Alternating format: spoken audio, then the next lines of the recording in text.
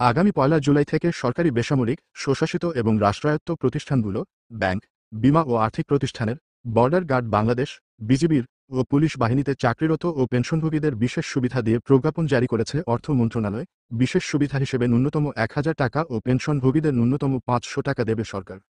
রাষ্ট্রপতির আদেশক্রমে অর্থ বিভাগের অতিরিক্ত সচিব দিলরুবা শাহিনা স্বাক্ষরিত প্রজ্ঞাপনে বলা হয়েছে, সরকারি চাকরি আইন ২০১৮ এর ১৫ ধারায় প্রদত্ত ক্ষমতাবলে জাতীয় বেতন স্কেলের আওতাভুক্ত সরকারি, বেসামরিক, স্বশাসিত এবং রাষ্ট্রায়ত্ত প্রতিষ্ঠানগুলো, ব্যাংক, বীমা ও আর্থিক প্রতিষ্ঠানের, বর্ডার গার্ড বাংলাদেশ ও পুলিশ বাহিনীতে নিয়োজিত কর্মচারী এবং পুনঃস্থাপনকৃত পেনশনাররা সহ পেনশনভোগী ব্যক্তিদের জন্য ১লা জুলাই ২০২৫ তারিখ থেকে বেতনগ্রেড ভেদে গ্রেড ১ এবং তদূর্ধ্ব থেকে গ্রেড ৯ পর্যন্ত ১০% এবং গ্রেড ১০ থেকে গ্রেড ২০ পর্যন্ত ১৫% হারে বিশেষ সুবিধা প্রদান করা হলো।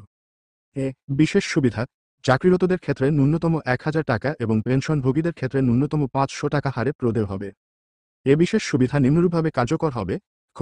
১লা জুলাই ২০২৫ তারিখ থেকে প্রতিবছর ১লা জুলাই তারিখে প্রাপ্য মূল বেতনের ওপর গ্রেড ১ ও তদূর্ধ্ব থেকে গ্রেড ৯ এর অন্তর্ভুক্ত চাকরিরত কর্মচারীরা ১০% হারে এবং গ্রেড ১০ থেকে গ্রেড ২০ এর অন্তর্ভুক্ত চাকরিরত কর্মচারীরা ১৫% হারে বিশেষ সুবিধা প্রাপ্য হবেন। খ.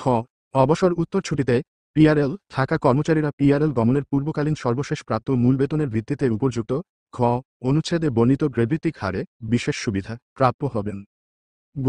পেনশন পুনঃস্থাপনকৃত কর্মচারীরা সহ সরকার থেকে পেনশন গ্রহণকারী কর্মচারীরা পেনশনের বিদ্যমান অংশের ওপর উপযুক্ত খ. অনুচ্ছেদে বর্ণিত গ্রেডভিত্তিক হারে বিশেষ সুবিধা প্রাপ্য হবেন। খ.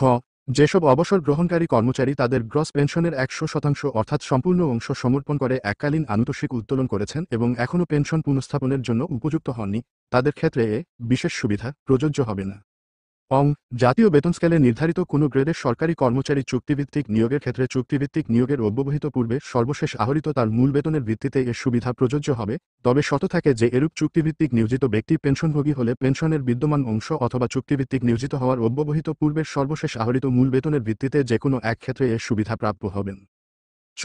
সাময়িক বরখাস্তকৃত কর্মচারীরা সাময়িক বরখাস্ত হওয়ার তারিখের অব্যবহিত পূর্বের মূল বেতনের ৫০% অর্ধেক এর ওপর উপযুক্ত খ. অনুচ্ছেদে বর্ণিত গ্রেডভিত্তিক হারে বিশেষ সুবিধা প্রাপ্য হবেন এবং ছ. বিনা বেতনে ছুটিতে লিভ উইদাউট পে থাকাকালীন কর্মচারীরা এ বিশেষ সুবিধা প্রাপ্য হবেন না। প্রজ্ঞাপনে বলা হয়, সরকারের রাজস্ব বাজেট থেকে প্রদত্ত অনুদানে পরিচালিত প্রতিষ্ঠানের ব্যতীত অন্যান্য স্বশাসিত সংস্থা ও রাষ্ট্রায়ত্ত প্রতিষ্ঠানের এবং ব্যাংক, বীমা ও আর্থিক প্রতিষ্ঠানগুলোর কর্মচারীদের ক্ষেত্রে যারা জাতীয় বেতন স্কেল ২০১৫ এর আওতাভুক্ত এ বিশেষ সুবিধা প্রদান বাবদ প্রয়োজনীয় ব্যয় সংশ্লিষ্ট প্রতিষ্ঠানগুলোর নিজস্ব বাজেট থেকে মেটাতে হবে।